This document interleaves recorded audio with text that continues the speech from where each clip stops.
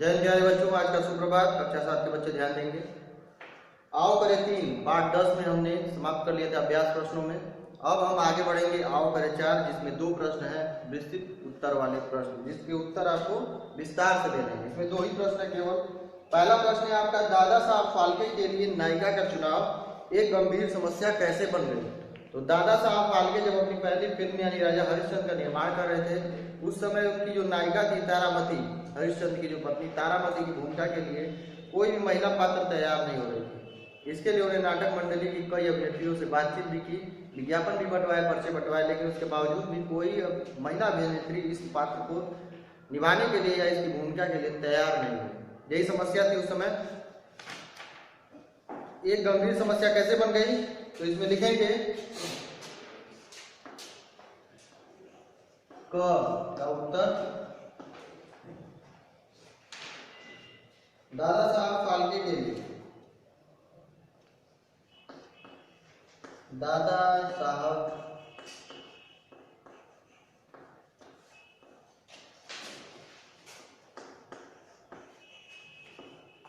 फाल्के के लिए, दादा साहब फाल्के के लिए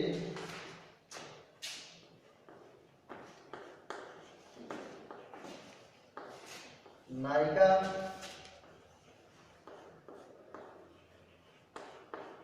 का चुनाव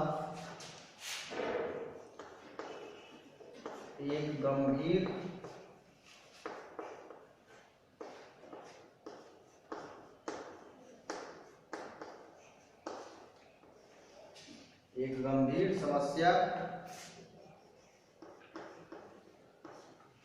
बन गई। एक गंभीर समस्या बन गई क्योंकि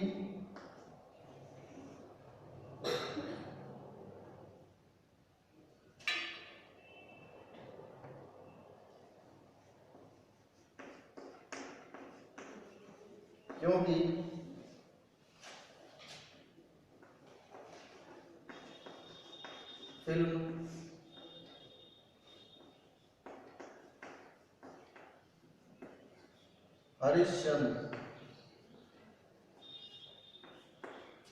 हरिश्चंद्र को हम सिंगल इन्वर्टेड कॉमन कर लेंगे। फिल्म हरिश्चंद्र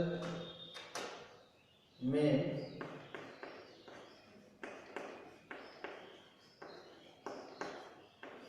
तारामती की भूमिका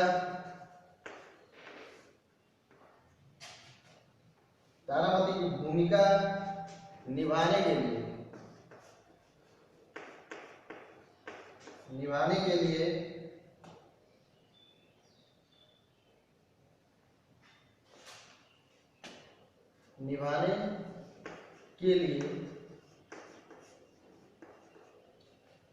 तारामती की भूमिका निभाने के लिए कोई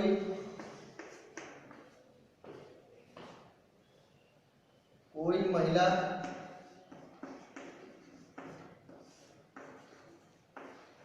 कलाकार नहीं मिली,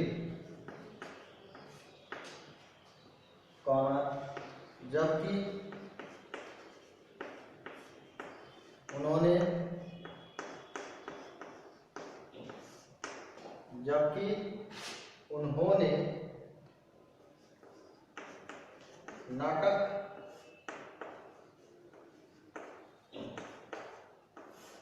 मंडली की कई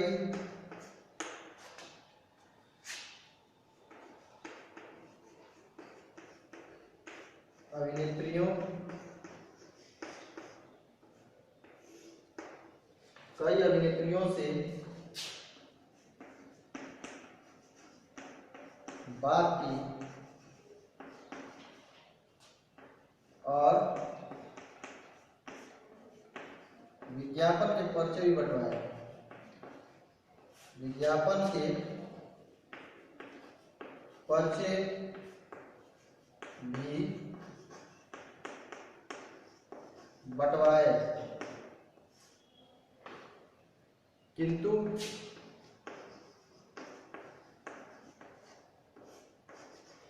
कोई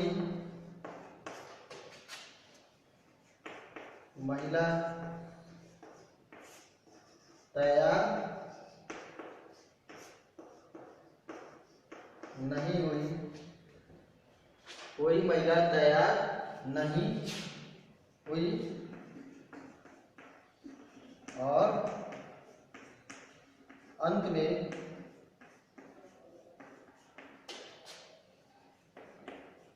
तारामती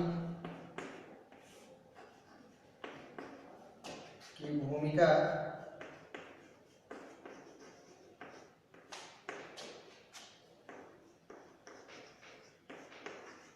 एक पुरुष कलाकार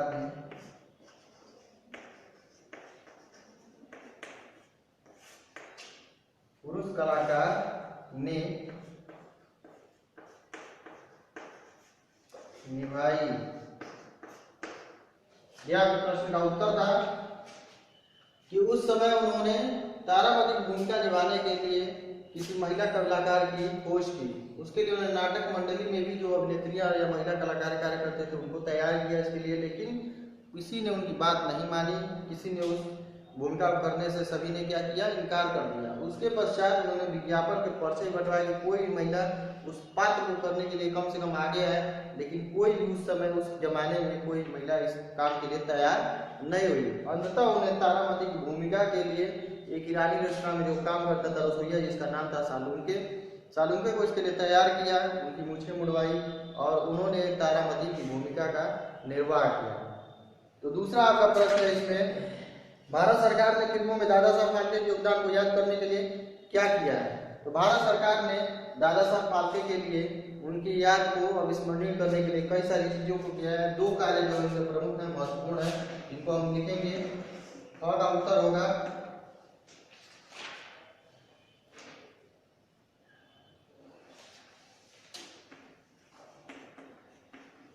भारत सरकार ने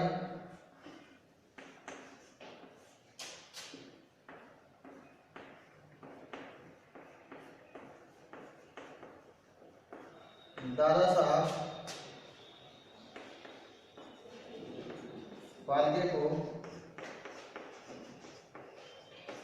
याद करने के लिए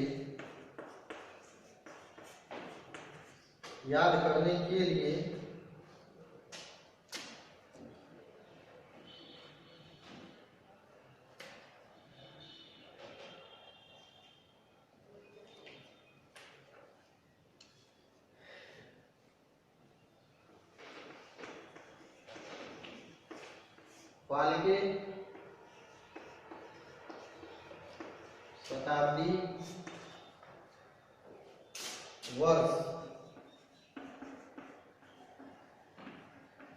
1969 में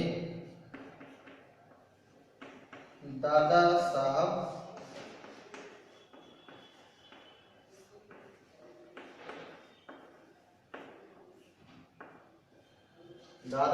फाल्के पुरस्कार या दादा साहब फाल्के सम्मान, इसको सिंगल इन्वर्टेड कॉमा में हम रखेंगे क्योंकि ये इंपॉर्टेंट है। दादा साहब फाल्के सम्मान आरंभ किया, उसके बाद कॉमा देंगे और ये लिखेंगे जो सम्मान आरंभ किया जो सूचना और प्रसारण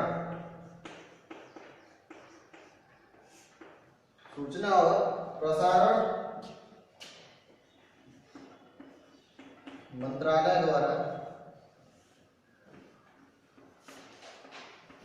द्वारा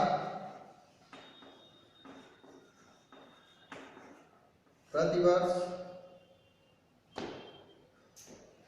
दिया जाता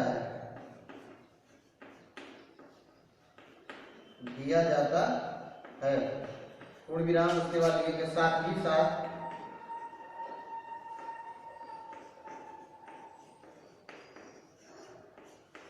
साथ ही साथ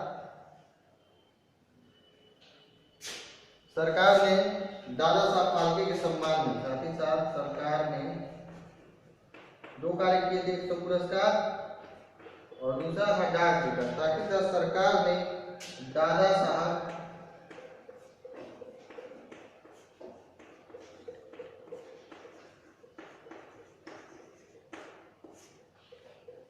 साहब फाल्के के सम्मान में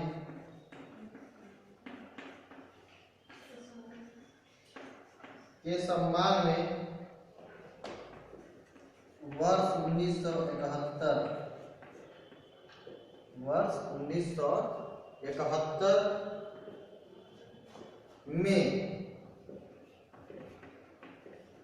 उन पर एक डाक